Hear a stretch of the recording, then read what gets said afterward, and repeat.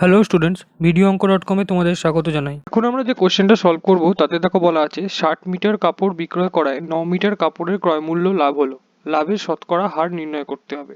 অর্থাৎ 60 মিটার কাপড় বিক্রি করায় যে লাভ হয়েছে সেটা হচ্ছে 9 মিটার কাপড়ের ক্রয় মূল্য। তো আমরা এখানে কি করব, প্রথমে লেট 1 মিটার কাপড়ের ক্রয় মূল্য x টাকা। তো আমরা ধরে নিলাম 1 মিটার কাপড়ের ক্রয় মূল্য হচ্ছে x টাকা। তাহলে এখান থেকে আমরা 9 মিটার কাপড়ের ক্রয় মূল্য কি পাবো, 9x টাকা। সেম 60 মিটার কাপড়ের ক্রয় মূল্য আমরা কি পাবো, 60x টাকা। তো কোশ্চেনে বলা আছে যে 60 মিটার কাপড় বিক্রি করে 9 মিটার কাপড়ের ক্রয় মূল্য লাভ হলো, অর্থাৎ যেটা লাভ হয়েছে সেটা হচ্ছে 9x, আর 60 মিটার কাপড়ের ক্রয় মূল্য হচ্ছে 60x।